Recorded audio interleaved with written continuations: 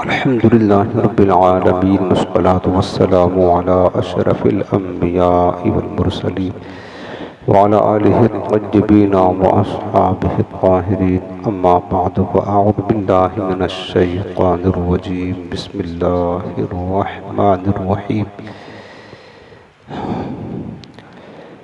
إن الله وملائكته يصلون على النبي يا أيها الذين آمنوا صلوا عليه وسلموا تسليما اللهم صل على سيدنا وشفيعنا وكريمنا مولانا محمد وعلى آله وصحبه وبارك وسلم نويت سنة الاعتكاف اللهم رب اشرح لي صدري ويسر لي أمري واحلل عقدة من لساني يفقهوا قولي. حاضرین محترم، محفل میلاد مصطفیٰ کا سلسلہ جاری ہے اور آج ہماری یہ 5ویں محفل ہے۔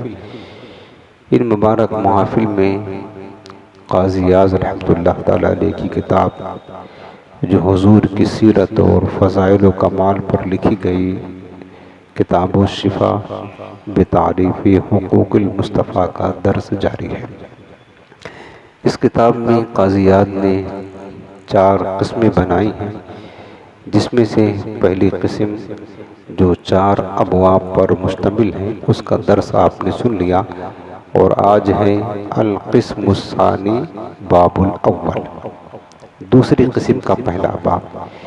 اس باب میں اس قسم میں قاضی اعظم رحمۃ اللہ تعالیٰ علیہ امت مسلمہ اور سرکار دو عالم صلی اللہ علیہ وسلم کی حقوق کا بیان کریں گے۔ یعنی کہ آپ دیکھیں کہ جس طریقے سے ماں باپ پر اولاد کے حقوق ہیں، اولاد پر ماں باپ کے حقوق ہیں، بیوی پر شوہر کے، شوہر پر بیوی کے، اسی طریقے سے امت مسلمہ پر حضور نبی کریم علیہ السلام کے بھی بہت سارے حقوق ہیں۔ امت پر لازم ہے کہ ان حقوق کو اپنے نبی کے حقوق کو ادا کرے۔ ٹھیک ہے، اس باب میں اسی چیز کا تذکرہ قاضی اعظم کرنا چاہتے ہیں۔ سب سے پہلا باب اسی باب میں ہے کہ سرکار دو عالم صلی اللہ علیہ وسلم پر ایمان لانا اور آپ کی اطاعت و فرما برداری اختیار کرنا امت پر یہ لازم ہے، اور حضور علیہ السلام کا پہلا حق ہے، سب سے پہلا حق کہ امت اپنے نبی پر ایمان لے آئے، اور ایمان لانے کے بعد پھر حضور علیہ السلام کی اطاعت، فرما برداری، اتباع اور ان کی سنتوں پر عمل کرے، اور حضور جو دین اور شریعت و سنت لے کر آئے ہیں اس سنت پر کامل طور سے ادا کرے۔ یہ امت کے ذمے حضور علیہ السلام کے وہ حقوق ہیں جو امت پر لازم ہیں۔ اس سلسلے میں قاضی اعظم نے قرآن عظیم کی آیت کریمہ بیان فرمائے ہیں کہ اللہ پاک ارشاد فرماتا ہے 8واں پارہ فَآمِنُوا بِاللَّهِ وَرَسُولِهِ وَالنُّورِ الَّذِي أَنزَلْنَا۔ اللہ پاک نے فرمایا کہ پس ایمان لاؤ اللہ پر اور اس کے رسول پر، وَالنُّورِ الَّذِي أَنزَلْنَا، اور اس نور پر جو ہم نے نازل کیا۔ یہاں پر نور سے مراد قرآن عظیم ہے۔ اس پر بھی ایمان لانا، جس طریقے سے اللہ پر ایمان لانا ضروری ہے، اسی طرح اللہ کے رسول پر ایمان لانا ضروری ہے، اسی طرح اللہ کی کتاب قرآن عظیم پر بھی ایمان لانا ضروری ہے۔ ان آیات کریمہ کی روشنی میں سرکار دو عالم صلی اللہ علیہ وسلم پر ایمان لانا فرض ہے، اور حضور علیہ السلام پر ایمان لائے بغیر اللہ تعالیٰ پر ایمان پورا نہیں ہو سکتا، اور نہ اسلام جو ہے لانا درست ہو سکتا ہے۔ اور اللہ تعالیٰ نے فرمایا کہ وَمَن لَّمْ يُؤْمِن بِاللَّهِ وَرَسُولِهِ فَإِنَّا أَعْتَدْنَا لِلْكَافِرِينَ سَعِيرًا، کہ اور جو اللہ پر اور اس کے رسول پر ایمان نہ لائے، پس بے شک ہم نے کافروں کے لیے جہنم کی بھڑکتی ہوئی آگ تیار کر رکھا ہے۔ یہ بات سب سے پہلے جان لیں کہ جس طریقے سے اللہ رب العالمین پر ایمان لانا، اللہ کو ایک ماننا لازم، ضروری اور فرض ہے، اسی طریقے سے اللہ کے رسول پر بھی ایمان لانا اور حضور کی نبوت و رسالت کی گواہی دینا یہ بھی لازم ہے۔ اگر کوئی بندہ اللہ تعالیٰ پر ایمان تو لاتا ہے، اور اس لیے آپ دیکھ لیں جب کلمہ طیبہ آپ پڑھتے ہیں، اگر کوئی کافر ہے وہ مسلمان ہونا چاہتا ہے تو آپ پورا قرآن اس کو پڑھا دیں، مسلمان نہیں ہو سکتا ہے۔ پورا قرآن پڑھا دیں، مسلمان نہیں ہو سکتا ہے۔ کافر کو مسلمان کرنے کے لیے کیا کرنا ہوتا ہے؟ لا الہ الا اللہ، اور صرف اتنا نہیں یعنی اللہ کے سوا کوئی معبود نہیں، اتنا نہیں، یہ تو آدھا ہے۔ آگے پڑھاتے ہیں محمد رسول اللہ صلی اللہ علیہ وسلم۔ کلمہ طیبہ کا دو جزء، اللہ تعالیٰ کی معبود ہونے کا بیان اور حضور کی رسالت و نبوت کا بیان۔ اگر یہ دو چیزیں اگر کوئی مانے گا تب جا کر کے وہ مسلمان ہوگا، ورنہ اگر لا الہ الا اللہ ساری زندگی قیامت تک پڑھتا رہے اور محمد رسول اللہ صلی اللہ علیہ وسلم کی گواہی نہ دے تو بندہ مسلمان نہیں ہو سکتا ہے، ٹھیک ہے نا؟ اور یہ بھی یاد رکھ لیں کہ محمد رسول اللہ صلی اللہ علیہ وسلم یعنی حضور کو اللہ کا رسول ماننا یہ لازم ہے اللہ تعالیٰ کو ماننے پر۔ یہ تو ہو سکتا ہے کوئی بندہ حضور کی رسالت کی گواہی دیتا ہے تو اس ضمن میں اللہ پر ایمان اس کا خود بخود ہو جائے گا، چونکہ رسول ہے تو کس کے رسول ہے؟ اللہ کے رسول، ظاہر سی بات ہے نا۔ تو رسول کی رسالت کو ماننا یہ اللہ تعالیٰ کو ماننا لازم ہو گیا۔ آپ دیکھیے جب قبر میں جائیں گے تو مشہور حدیث پاک میں 3 سوال ہوتا ہے، من ربک ما دینک، اور تیسرا آخری حضور کے بارے میں پوچھا جاتا ہے ما کنت تقول فی حق ھذا الرجل۔ سمجھ رہے نا؟ اب کیا ہے کہ 3 سوال ہوا۔ پہلا سوال من ربک، تمہارا رب کون ہے؟ جواب دینے والے نے کہا ربی اللہ، میرا رب اللہ ہے۔ ابھی اس کو نجات نہیں ملے گی، اللہ تعالیٰ کو رب مانتا ہے لیکن نجات نہیں۔ اس کے بعد دین ما دینوں کا، تمہارا دین کیا ہے؟ کہا دین اسلام، میرا دین اسلام ہے۔ تب بھی نجات نہیں ملے گی، ابھی حکم نہیں ہوگا کہ اس کو جنت میں لے کر کے جاؤ۔ اگر یہ 2 سوال کا جواب دے نہ دے، تیسرا سوال اس کو ہونا ہے۔ کبھی اگر پہلے سوال کا جواب نہیں دے پایا، دوسرے کا بھی جواب نہیں دے پایا، تیسرا سوال کیا بتاؤ اس مبارک ہستی کے بارے میں تم کیا کہتے ہو؟ ما کنت تقول فی حق ھذا الرجل یعنی محمد صلی اللہ علیہ وسلم، ان کے بارے میں کیا کہتے ہو؟ اب اگر تیسرے سوال کا جواب دے دیا کہ اللہ کے رسول ہیں تو وہ دونوں سوال اگر نہ بھی دے پایا تھا اس کا جواب اس کے اندر آ جائے گا اور حکم ہو جائے گا کہ کامیاب ہو گیا۔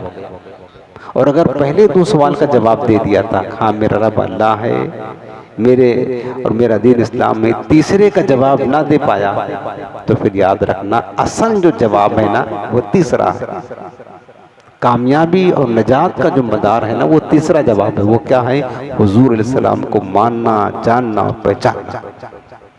سمجھ رہے نا؟ اگر 2 سوال کا جواب دے دیا ہاں اللہ کو تو مانتا ہوں، تو اللہ کو تو منافق بھی مانتا ہے، دین کو مانتا ہوں، دین میرا اسلام ہے، تو منافق بھی مانتا ہے، جن کے بارے میں قرآن نے فرمایا کہ المنافقین فی الدرک الاسفل من النار، منافق تو جہنم کی نچلی طبقے میں جائیں گے، وہ تو مانتے ہیں۔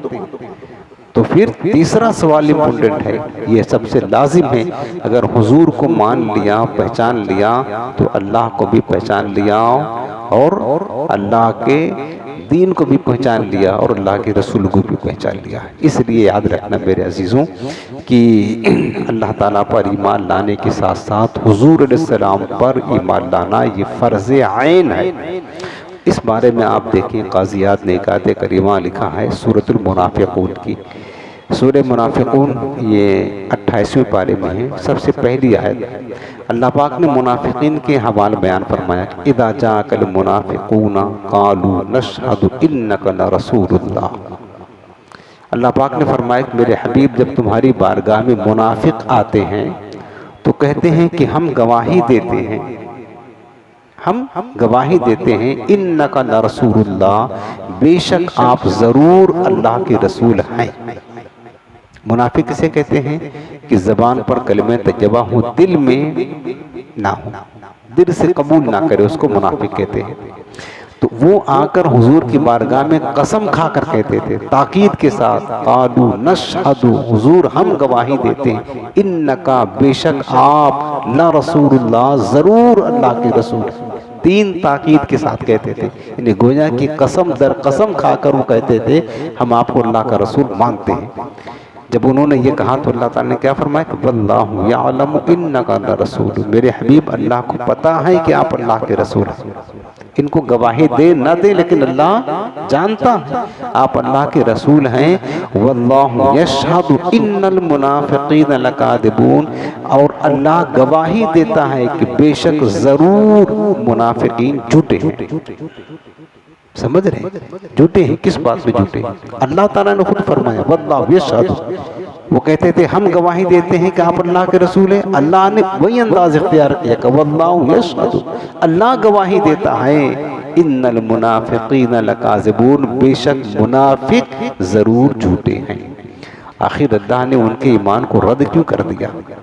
اور پہلا پارہ پڑھیں گے، دوسرا رکوع شروع ہوتا ہے وَمِنَ النَّاسِ مَن يَقُولُ آمَنَّا بِاللَّهِ وَبِالْيَوْمِ الْآخِرِ وَمَا هُمْ بِمُؤْمِنِينَ۔ اللہ نے فرمایا کہ کچھ لوگ وہ ہیں جو کہتے ہیں ہم ایمان لائے اللہ پر، والیوم الآخر، اور قیامت کے دن پر ایمان لائے، وہ کہتے تو ہیں ایمان لائے، لیکن رب نے کیا فرمایا وما ہم بمؤمنین، یہ لاکھ کہتے رہیں میرے حبیب یہ مومن ہی نہیں ہیں۔ اللہ نے ان کے ایمان کو رد کر دیا۔ آخر میرے عزیزوں سوال یہ ہے، یہی بات اگر ابو بکر اور عمر کہتے ہیں تو اللہ نے ان کے ایمان کی گواہی دے دی، اور اللہ نے ان کے ایمان کو قیامت تک آنے والے مومنین کے لیے آئیڈیل بنا دیا۔ فَإِنْ آمَنُوا بِمِثْلِ مَا آمَنْتُمْ بِهِ فَقَدْ اهْتَدَوْا، اگر میرے محبوب کی صحابہ کی طرح آنے والی امت کا ایمان ہوگا تب ہدایت پر ہوں گے۔ اور یہی بات یہ لوگ کہتے ہیں جو منافق جن کا نام ہے، اللہ نے کہا وَمَا هُمْ بِمُؤْمِنِينَ، اللہ فرماتا وَاللَّهُ يَشْهَدُ إِنَّ الْمُنَافِقِينَ لَكَاذِبُونَ، یہ جھوٹے ہیں۔ بات کیا ہے؟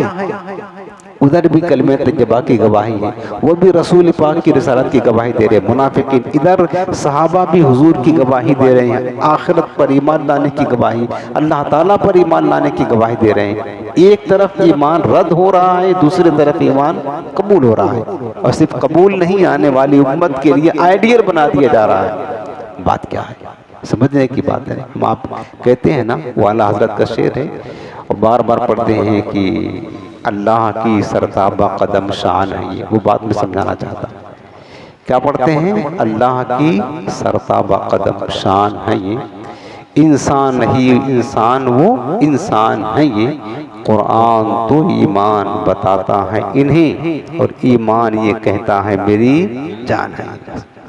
اور دوسرا شعر سنیں کہ محمد کی محبت دین حق کی شرط اول ہے، اسی میں ہوں اگر خامی تو سب کچھ نامکمل۔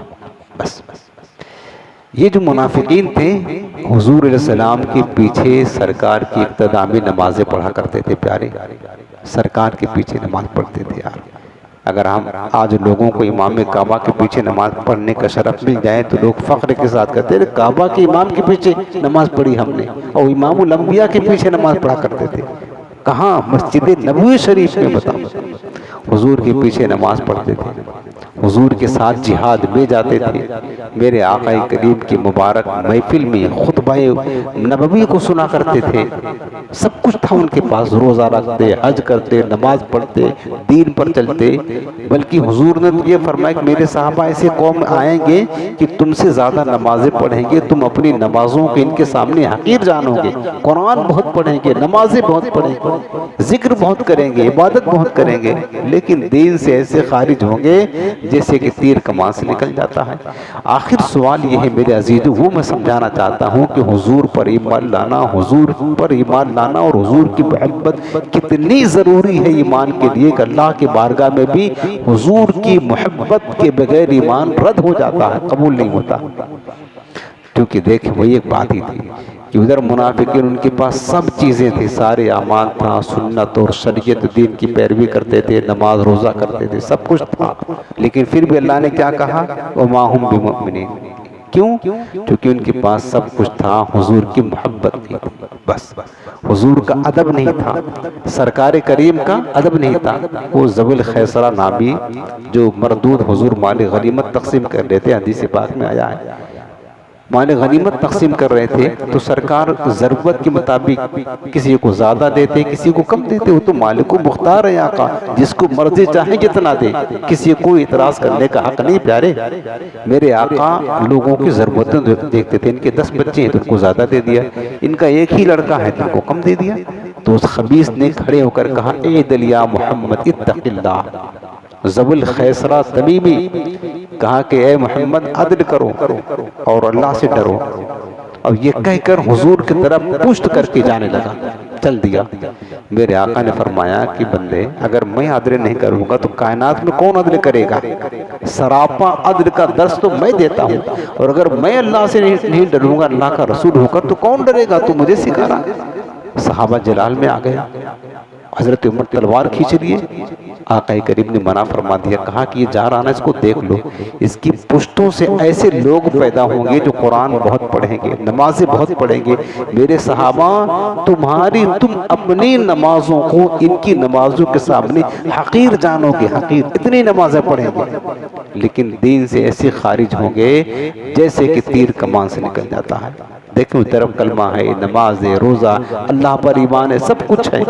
کیا نہیں تھا؟ حضور کا ادب نہیں تھا, حضور کی محبت نہیں تھی, حضور کی تعظیم نہیں تھی. تو میرے آقا نے فرمایا کہ دین سے خارج ہوں گے, انہی کو کہتے منافق, جو گلا پھاڑ پھاڑ کر حضور کی بارگاہ میں چلاتے تھے نشہد انک لرسول اللہ, حضور ہم گواہی دیتے ہیں آپ اللہ کے رسول ہیں. تو اللہ نے وہی انداز فرمایا کہ واللہ یشہد ان المنافقین لکاذبون, اور اللہ بھی گواہی دیتا کہ یہ منافق جھوٹ بول رہے ہیں. رد کر دیا نا.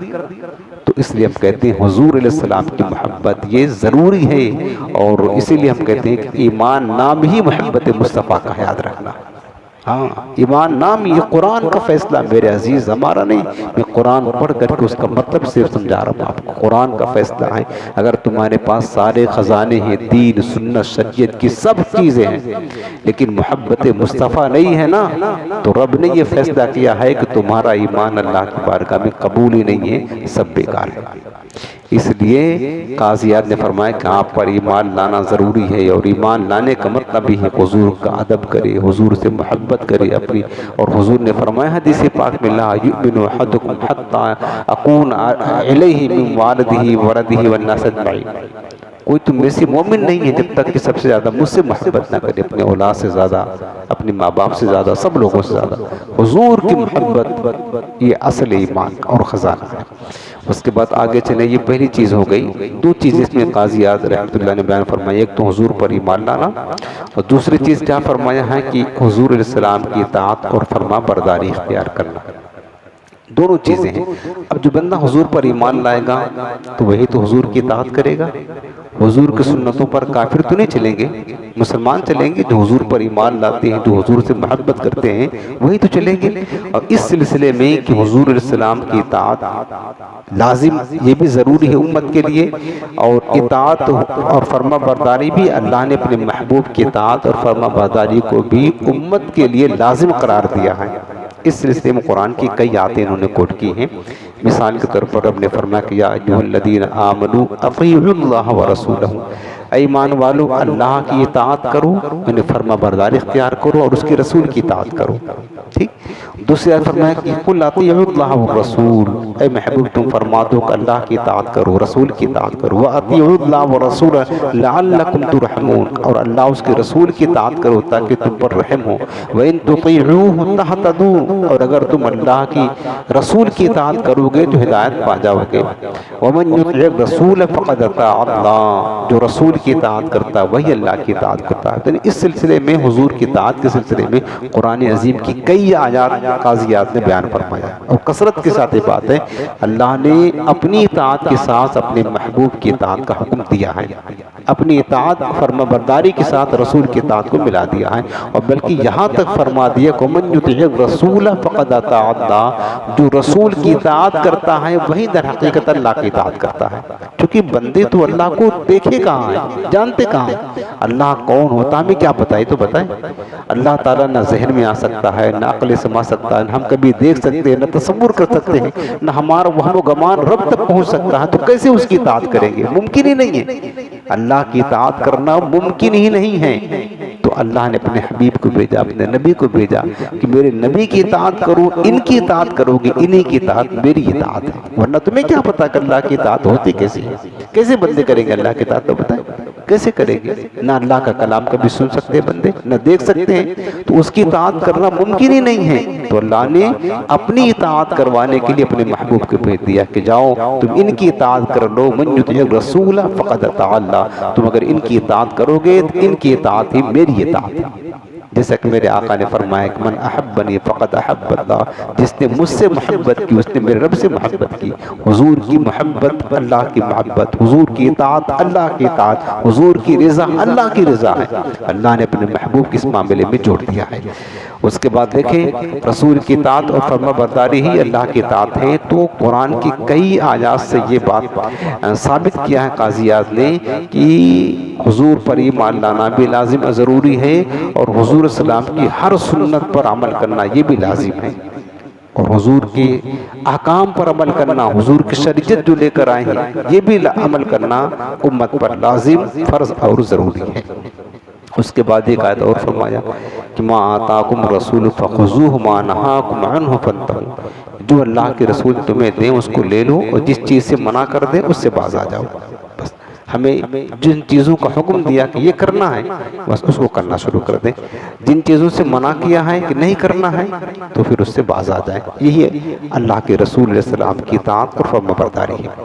اس کے بعد دیکھیں سورہ آل عمران میں جو فرمایا رب العالمین نے قل ان کنتم تحبون اللہ فاتبعونی، اے میرے حبیب تم فرما دو اگر تم اللہ سے محبت کرنا چاہتے ہو تو اللہ کی محبت کے لیے ضروری ہے فاتبعونی، میری پیروی کرو، میری اتباع کرو۔ تو اس آیت کریمہ میں اللہ تعالیٰ نے اپنی محبت پانے کا جو ذریعہ بنایا، راستہ بنایا ہے، وہ اتباع رسول کو بنایا ہے۔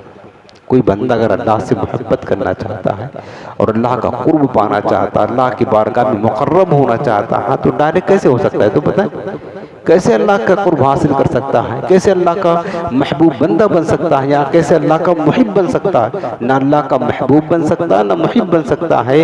ایک ہی راستہ ہے، وہ ہے اتباع رسول کا۔ اگر کوئی اللہ، یہ قرآن کا فیصلہ ہے، رب نے خود فرمایا کہ تم اللہ سے محبت کرتے ہو تو ٹھیک ہے کرو محبت، لیکن فاتبعونی، پہلے میرے محبوب کے نقش قدم پر چلو، وہیں سے تمہیں اللہ کی محبت نصیب ہوگی، ورنہ باطل ہے، جھوٹا دعویٰ ہے۔ اتباع رسول کے بغیر، محبت رسول کے بغیر اللہ کی محبت کا دعویٰ کرنا یہ جھوٹ ہے۔ کوئی بندہ اللہ کی محبت کی بھنک بھی نہیں پا سکتا ہے بغیر اتباع رسول کی۔ اس آیت کریمہ میں بھی قاضی اعظم نے یہ بات ذکر کیا ہے کہ اتباع رسول اللہ تک پہنچنے کے لیے یہ ذریعہ ہے اور کتنا ضروری اور لازم امر ہے۔ اب دیکھیں، اب جو لوگ حضور علیہ السلام کی اتباع نہیں کرتے، سرکار کی سنتوں کی پیروی نہیں کرتے، وہ بد نصیب لوگ ہیں۔ قیامت کا دن ہوگا تو رب العالمین نے قرآن عظیم ان کی حکایت بیان فرمائی ہے کہ یا لیتنا اطعنا اللہ واطعنا الرسول، جو لوگ اللہ اس کے رسول کی اطاعت سے پیچھے ہیں، دور بھاگتے ہیں، اللہ اس کے رسول کی اطاعت نہیں کرتے، تو قرآن نے فرمایا کہ قیامت کا دن ہوگا تو کہیں گے ہائے کاش ہم نے اللہ کی اطاعت کی ہوتی، اللہ کے رسول کی اطاعت کی ہوتی تو آج ہمارا یہ انجام نہ ہوتا۔ میرے عزیزوں، آج ہمارے پاس موقع ہے، ہم اللہ اس کے رسول کی اطاعت کر لیں۔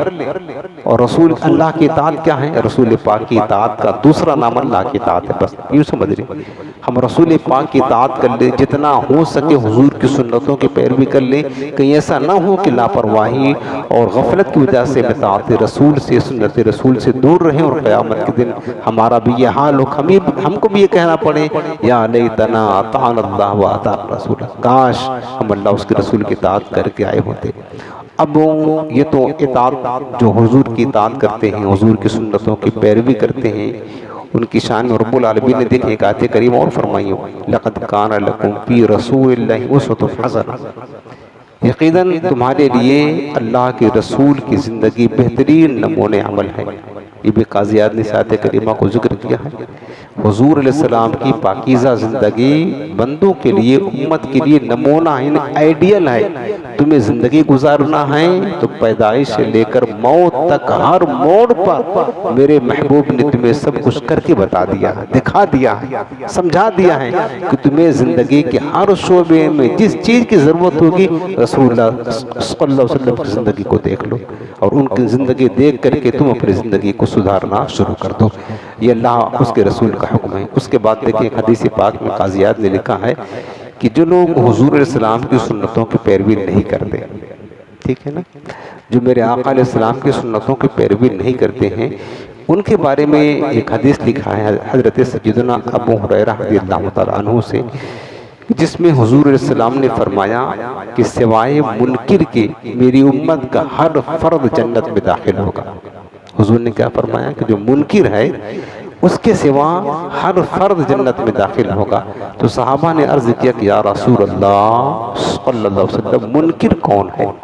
تو میرے آقا کریم نے فرمایا کہ جس نے میری اطاعت کی، جس نے میری اطاعت نہ کی وہ منکر ہے اور وہ جنت میں داخل نہ ہوگا۔ کتنی بڑی محرومی ہے۔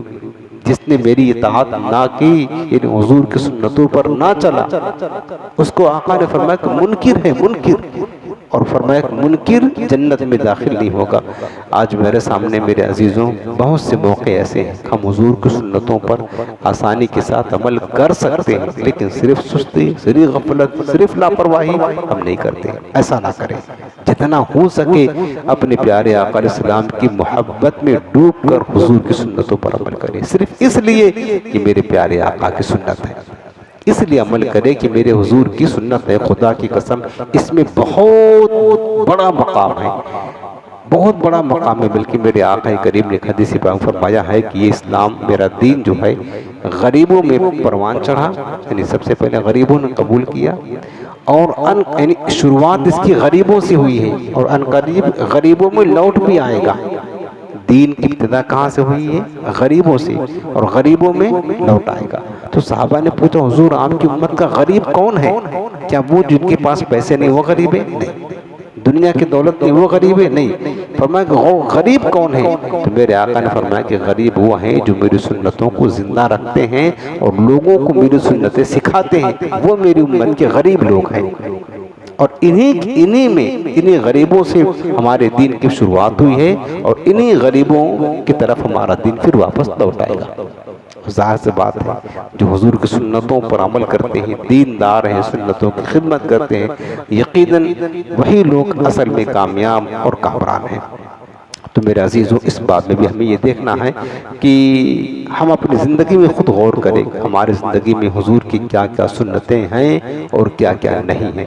جو ہیں اس پر اللہ کا شکر ادا کریں کہ اللہ استقامت سے عمل کرتے رہیں، اور جو نہیں ہے نا ان سنتوں کو خدا کے واسطے غفلت چھوڑے، کچھ نہیں کام آئے گا آپ کو دنیا کی زیب و زینت، نہ کوئی منصب، نہ کوئی دکھاوا، کچھ نہیں۔ میرے آقا کی سنتوں کی بھلائی، اور حضور نے یہ فضیلت، یہ بشارت دی ہے من احب سنتی فقد احبنی ومن احبنی کان معی فی الجنہ۔ جس نے میری سنت سے محبت کی اس نے مجھ سے محبت کی، اور جس نے مجھ سے محبت کی میرے آقا فرماتے ہیں وہ میرے ساتھ جنت میں داخل ہوگا۔ تو ہر بندہ چاہتا ہے نا کہ جنت میں داخل ہو، جنت میں جائیں، یقیناً ہم چاہتے ہیں۔ تو میرے آقا کریم کی سنتوں پر پھر عمل کرنا شروع کر دیں جتنا ہو سکے، صرف اس لیے کہ میرے حضور کی سنت ہے تو چاہیے کہ ہم اس پر عمل کریں۔ حضرت امام حسن بصری فرماتے ہیں، قاضیات لکھتے ہیں کہ حضور علیہ السلام سے لوگوں نے عرض کیا کہ یا رسول اللہ ہم اللہ کو محبوب رکھتے ہیں، اللہ کو محبوب رکھتے ہیں، اللہ سے محبت کرتے ہیں۔ اس وقت میرے آقا کریم نے فرمایا کہ اگر تم اپنے دعوے میں سچے ہو تو پھر میری پیروی کرو، میری اتباع کرو۔ دعوے میں سچا کب ہے بندہ؟ جب حضور کی پیروی کرے گا تو سمجھ جائے گا ہاں یہ بندہ اللہ سے محبت کرتا ہے، اور حضور علیہ السلام کی اطاعت نہیں، محبت نہیں اور پیروی نہیں کرتا ہے تو صرف یہ سمجھ لیں کہ لاکھ اپنی زبان سے دعویٰ کرتا رہے، لیکن حضور علیہ السلام کے نزدیک وہ اپنی محبت میں سچا اور کامل نہیں ہے۔ اس کے بعد آپ دیکھیں کہ میرے آقا علیہ السلام پر کی سنتوں پر عمل کرنے کا جو ثواب اور اجر ہے، قاضی یاد نے ایک حدیث پاک لکھا ہے کہ حضرت سیدنا ابو ہریرہ رضی اللہ تعالیٰ عنہ فرماتے ہیں کہ من عمل بسنتی عند فساد امتی فلہ مئۃ اجر شہید۔ میرے آقا فرماتے ہیں کہ جو پرفتن ماحول میں، فتنے کے دور میں جب لوگوں نے سنتوں پر عمل کرنا چھوڑ دیا ہو، اس وقت جو میری سنت پر عمل کرے گا اس کو 100 شہیدوں کا اجر دیا جائے گا، 100 شہیدوں کا اجر۔ ایک مثال ہے، آج مثلاً داڑھی شریف ہے، میرے آقا علیہ السلام کی ایک مٹھی داڑھی رکھنا سنت ہے۔ بعض لوگ بیچارے رکھتے بھی ہیں داڑھی تو پھر وہ صرف نام کا رکھتے ہیں، وہ فیشن والے رکھتے ہیں داڑھی، تو ان کا رکھنا نہ رکھنے کوئی فائدہ نہیں ہے۔ بعض بوڑھے بھی بیچارے جو ہے نا، اب ان کو تو کیا شو روم میں جا کر کے دکھانا، وہ پتہ نہیں اللہ جانے کیوں نہیں رکھتے ہیں، بوڑھاپا ہو گیا، داڑھی کے بال، سر کے بال سب پک گئے۔ چلو جوان ہے تو ان کو جو جوانی جوش میں رہتی ہے ان کو دکھانا رہتا ہے، بوڑھوں کو کہاں دکھانا ہے؟ اللہ جانے ہمیں دکھ ہوتا ہے، افسوس ہوتا ہے، بعض اوقات سمجھانے سے بھی سمجھتے نہیں ہیں، وہ بھی داڑیاں نہیں رکھتے ہیں۔ اللہ جانے کیا کرنا، ان کو کتنی بدنصیبی ہے کہ بوڑھاپا آ گیا۔ اللہ تعالیٰ بوڑھے لوگوں کے جو ہے نا سفید بال کو دیکھ کر حیا فرماتا ہے، رب العالمین حیا کرتا ہے، عذاب دینے میں اللہ تاخیر کرتا ہے، عذاب دینے سے حیا کرتا ہے بوڑھوں کو، لیکن بیچاروں کو ہے نہیں آتی۔ میں کہتا ہوں کہ تم بوڑھے ہو گئے، داڑھی رکھا ہے آدھی تو پوری رکھ لو، چونکہ آدھی رکھنا اور پورا چھلانا دونوں برابر ہی ہے، یہ کوئی اس میں فضیلت نہیں ہے، گناہ ہی ہے دونوں۔ اس سے اچھا پوری داڑھی شریف ایک مٹھی رکھنا، یہ واجب ہے یاد رکھنا۔ تو ایک مثال بتا رہا ہوں کہ جو میرے آقا نے فرمایا ہے کہ داڑھی شریف یہ جو فتنے کے وقت جب لوگوں نے سنتوں پر عمل کرنا چھوڑ دیا ہو، جو میری ایک سنت پر بھی مضبوطی کے ساتھ عمل کر لے جائے گا، اللہ اسے 100 شہیدوں کا ثواب دے گا، 100 شہیدوں کا ثواب۔ اب اس دور میں داڑھی رکھنا زیادہ تر لوگ نہیں رکھتے ہیں، داڑھی آپ کو پتا ہے زیادہ تر نہیں رکھتے۔ اس دور میں حضور کی محبت میں صرف ایک سنت پر داڑھی شریف ایک مٹھی اور حضور کی سنت کے مطابق رکھ لے گا، اللہ اس داڑھی رکھنے والے کو 100 شہیدوں کا ثواب عطا کرے گا، ہاں 100 شہیدوں کا ثواب۔ اور جو بیچارے بوڑھے ہو گئے ان کو خدمت میں یہ عرض کروں گا، یار آپ داڑھی تو رکھتے ہو پوری رکھیں، اور جو ابھی تک گھٹایا ہے مٹھی سے کم گھٹایا ہے، چونکہ آپ نے گناہ کیا ہے، اس پر پھر اللہ کی بارگاہ میں سچی توبہ کر۔ یاد رکھنا اگر کوئی اپنی اصلاح بھی کر لے، لیکن جو گناہ ہو چکے ہیں وہ جب تک توبہ نہیں کریں گے وہ بغیر توبہ کے معاف نہیں ہوگا، تو یہ کریں، داڑھی شریف بھی سجائیں۔ باقی اور جو زندگی کی سنتیں ہیں، کھانے پینے کی جو سنتیں ہیں، یعنی یوں سمجھ لیں کہ اگر آپ کو حضور سے محبت ہے، اور یقیناً ہے، اس میں کوئی شبہ نہیں کہ حضور کی محبت کے بغیر تو ہمارا نہ دین ہے نہ ایمان ہے، تو ہے ضرور ہے۔ تو لہٰذا میرے عزیزوں، ہم حضور سے محبت کریں اور ہم حضور کی سنتوں سے دور رہیں، چھوڑتے رہیں، تو کیا کافر عمل کریں گے؟ اپنے نبی کی سنت پر ہمیں تو عمل کرنا ہے نا۔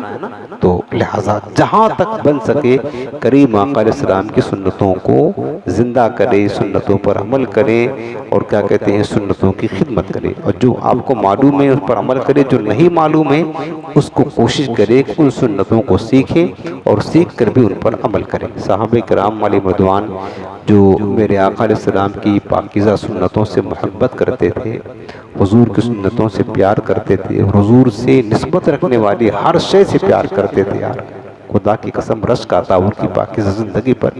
حضرت عمر فاروق اعظم کا واقعہ لکھا ہے قاضی اعظم رحمۃ اللہ تعالیٰ علیہ نے، لکھتے ہیں کہ حضرت عمر فاروق اعظم خانہ کعبہ گئے، طواف کے لیے جب تیار ہوئے تو حجر اسود کو پہلے بوسہ دیا جاتا ہے، پھر طواف شروع ہوتا ہے۔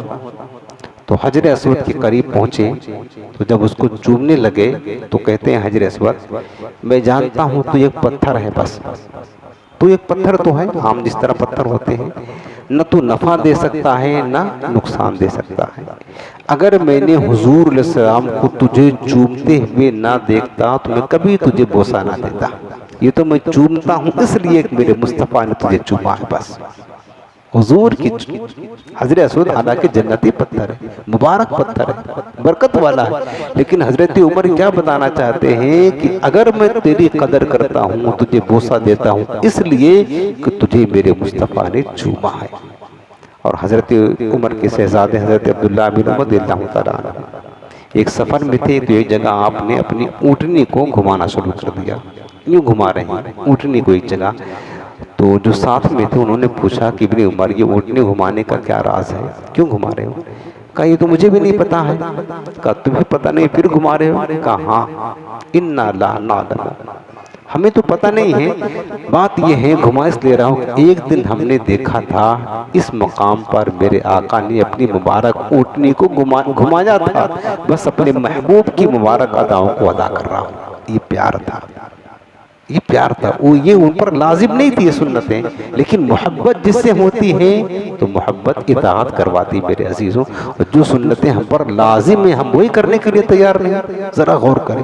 یہ ابن عمر ہے، حج کے لیے جا رہے تھے، راستے میں جس راستے سے گزرے تو پہلے ایک درخت تھا ببول کا، تو آپ گزر گئے، آپ کا امامہ پھنسا نہیں اس میں. درخت کی جو شاخ تھی لگا نہیں، گزر کے واپس لوٹے اور تھوڑا اونچا ہو کر کے پہلے اپنے امامہ اس کو ادھر پھنسایا ٹہنی میں، اور پھنسانے کے بعد پھر سواری کو آگے پیچھے کر کے اس کو چھوڑانے لگے. تو ساتھ میں تھے، انہوں نے پوچھا ابن عمر یہ کیا کر رہے تھا؟ تم تو گزر گئے تھے، تمہارا تو امامہ پھنسا نہیں تھا اور تم نے زبردستی پھنسایا، اس کے بعد پھر اب چھڑا رہے ہو، مشقت کر رہے ہو. بات یہی ہے، ہم نے دیکھا تھا کہ میرے آقا اس راستے سے ایک بار گزرے تھے، حضور کا مبارک امامہ شریف اس ٹہنی کی شاخ سے الجھ گیا تھا، تو میرے آقا اپنی سواری کو آگے پیچھے کر کے اس کو نکال رہے تھے. اب میں گزرا تو میرا تو امامہ پھنسا نہیں، تو میں نے سوچا حضور کی ادا کیسے ادا کروں، لہٰذا میں نے پہلے جان بوجھ کر پھنسایا اور پھر اس کے بعد آگے پیچھے اونٹنی کو کر کے اس کو چھڑانے لگا تاکہ اپنے محبوب کی اداؤں کو ادا کر لوں. میرے عزیزوں، اتنا پیار کرتے تھے صحابہ کرام، حضور کی سنتوں سے اتنی محبت کرتے تھے.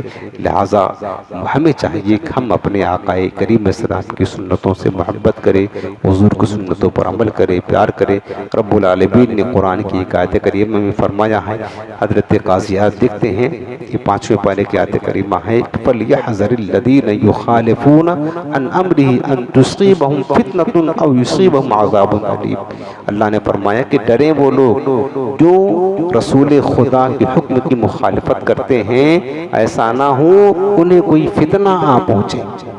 ہاں ڈریں اللہ کے رسول کی مخالفت کرنے سے، کہیں ایسا نہ ہو کہ تم پر کوئی فتنہ آ جائے یا دردناک عذاب آ جائے. حضور کی مخالفت نہ کریں. اب آخری بات یہ عرض کرتا ہوں کہ حضور صلی اللہ علیہ وسلم کی سنتوں پر، حضور کے قول و فعل پر، حضور کی شریعت پر عمل کرنے کی برکتیں کتنی ہیں. حضرت امام احمد بن حنبل رحمۃ اللہ تعالی علیہ، قاضی عیاض نے لکھا ہے کہ ایک مرتبہ امام احمد بن حنبل، یہ کون ہیں؟ 4 جو فقہ کے امام ہیں ان میں سے ایک ہیں، بہت بڑے عاشق رسول بھی تھے، بہت بڑے محدث، مجتہد، بہت بڑے اللہ کے ولی، بہت بڑے عالم تھے، مجتہد تھے. احمد بن حنبل رحمۃ اللہ تعالی علیہ لاکھوں لاکھ حدیثیں آپ کو زبان یاد تھی، بہت بڑے محدث تھے، یعنی اللہ اس کے رسول کی بارگاہ کے مقرب تھے. مقرب یہ سمجھ لو. یوں حضرت احمد بن حنبل فرماتے ہیں کہ ایک مرتبہ میں جماعت کے ساتھ تھا، تو اس دوران ہمارے کچھ لوگ غسل کرنے کا ارادہ تھا، تو غسل کرنے کے لیے انہوں نے کپڑے اتارے اور پانی میں داخل ہو گئے. جیسے پانی میں داخل ہو گئے تو کپڑے سارے اتار کر کے برہنہ پانی کے اندر گھس گئے، ان کے ساتھ والے جو تھے. لیکن حضرت احمد بن حنبل کہتے ہیں کہ مجھے پیارے آقا علیہ السلام کی حدیث یاد آئی. میرے حضور نے فرمایا کہ جو اللہ اس کے رسول پر ایمان رکھتا ہوں اسے چاہیے کہ غسل خانہ میں برہنہ یعنی ننگا داخل نہ ہو، بلکہ اپنا سطر بھی چھپا کر کے جائے. حضور نے فرمایا. حضرت احمد بن حنبل کہتے ہیں میں نے اس حدیث پر عمل کیا، تو جب میں نہانے کے لیے داخل ہوا تو کپڑا پہن کر کے داخل ہوا، کپڑا برہنہ نہیں داخل ہوا، کپڑا پہن کر، صرف اس لیے کہ میرے حضور کی اس مبارک سنت پر، حضور کی حدیث پر عمل کرنے کے لیے کہ میرے آقا نے فرمایا ہے کہ جو غسل خانے میں جائے تو برہنہ مانے ننگا نہ ہو، سطر کھول کر کے نہ جائے، سطر اس وقت چھپا ہو. تو میں نے حضور کی حدیث پر عمل کیا اور اس طرح غسل کیا. پھر میں جب رات سویا تو رات ایک غیب سے آواز آئی، کوئی ندا کر رہا تھا، اے احمد تمہیں بشارت ہو کہ رب کائنات نے سنت نبوی کے اوپر عمل کرنے کی وجہ سے تمہاری مغفرت فرما دی ہے اور تمہیں لوگوں کا مقتدی اور پیشوا بھی بنا دیا ہے. اور کیا کہتے ہیں کہ لوگ تمہاری اتباع کریں گے، تمہاری پیروی کریں گے. امام احمد بن حنبل پوچھتے ہیں کہ میں نے کہا کہ اے غیب سے آواز دینے والے تو کون ہیں؟ تو جواب آیا کہ میں جبرائیل علیہ السلام، جبرائیل علیہ السلام. تو دیکھو یہ بات ہے۔ اب یہاں پر آپ کو ایک مسئلہ بھی عرض کر دیتا ہوں۔ دیکھیں ویسے ادب تو یہ جو میں نے آپ کو حدیث سنائی، اور امام احمد بن حنبل کو یہ مقام ملا کہ غسل خانہ میں جہاں کوئی نہیں دیکھ رہا ہے، کوئی بھی بے پردگی کا اندیشہ نہیں ہے، شریعت کا فتویٰ یہ ہے اگر وہاں پر پورا کپڑا اتار کر بھی کوئی غسل کرتا ہے تو کوئی گناہ نہیں ہے۔ حکم شریعت یہی ہے کہ کوئی گناہ نہیں ہے۔ اگر کوئی دیکھ نہیں رہا ہے تو اگر پورا کپڑا بھی اتار کر کے غسل کرتا ہے کوئی بندہ تو کوئی گناہ نہیں ہے۔ لیکن حضور کا حکم کیا ہے؟ حیا۔ بندہ لوگوں کے ساتھ ہو تو لوگوں سے حیا کرے، خلوت میں ہو تنہائی میں ہو اپنے رب سے حیا کرے۔ کوئی نہیں دیکھ رہا، رب تو دیکھ رہا ہے، اس سے حیا کرے۔ اگر خلوت میں ہو غسل خانے میں جائے، اگرچہ جائز ہے کہ برہنہ ہو کر غسل کرے، لیکن ادب یہ ہے، حیا یہ ہے کہ اس وقت کم از کم ستر عورت چھپا ہونا چاہیے۔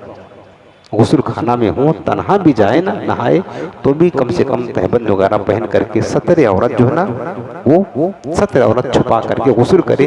اس وقت بندے کو چاہیے کہ اپنے رب سے حیا کرے۔ اور آپ دیکھیں اس حدیث پر عمل کرنے کی وجہ سے حضرت احمد بن حنبل کو اللہ نے کتنا اونچا مقام عطا فرمایا، امت کا پیشوا بنایا، اللہ تعالیٰ نے مقتدی بنا دیا۔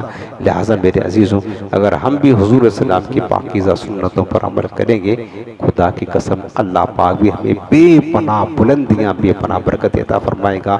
آپ سے عرض کرتا ہوں، میں بھی نیت کرتا ہوں کہ انشاءاللہ جو سنتیں ہمیں حضور کی معلوم ہیں، اللہ نے چاہا تو ہم عمل کرنے کی کوشش کریں گے۔ جو نہیں پتہ ہے انشاءاللہ اس کو سیکھیں گے اور اپنی زندگی اپنے محبوب کریم علیہ السلام کی سنتوں کے سانچے میں ڈھالنے کی انشاءاللہ کوشش کریں گے۔ اللہ پاک ہم سب کو عمل کرنے کی توفیق نصیب فرمائے۔